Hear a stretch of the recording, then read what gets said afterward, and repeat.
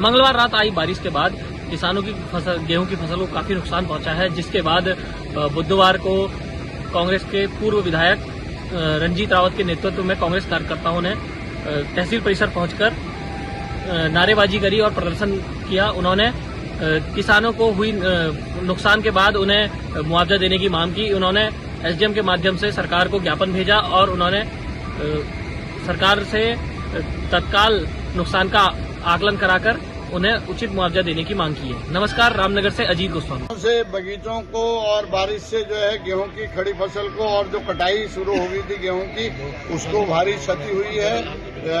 एक तो बारिश से जो है गेहूं का रंग अब जो है काला पड़ जाएगा और आधे से अधिक फसलें गिर गई हैं, उसमें 30-35% करीब का नुकसान हो जाएगा। तो हम सरकार से मांग करने आए हैं कि वो क्षतिपूर्ति का, चाहे वो गेहूं की फसल हो, दूसरी सब्जी की फसलें हो या आम, लीची या दूसरे फलों की फसलें हो, उन सबकी क्षतिपूर्ति का आकलन कर किसानों के लिए मुआवजा पैकेज की तुरंत घोषणा करें। मुआवजा नहीं मिला तो उससे किसानों की खड़ी फसल को भारी नुकसान हुआ है।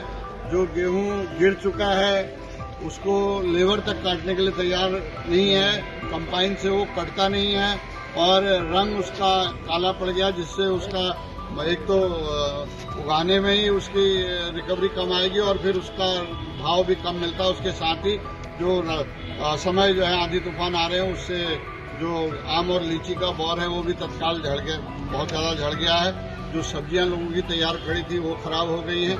इसलिए हम माननीय श्रीमान उप जिलाधिकारी महोदय के माध्यम से माननीय मुख्यमंत्री उत्तराखंड सरकार को एक ज्ञापन देने आए हैं कि सरकार तत्काल किसानों की क्षतिपूर्ति का आकलन करे और मुआवजे की जो है पैकेज की घोषणा करे।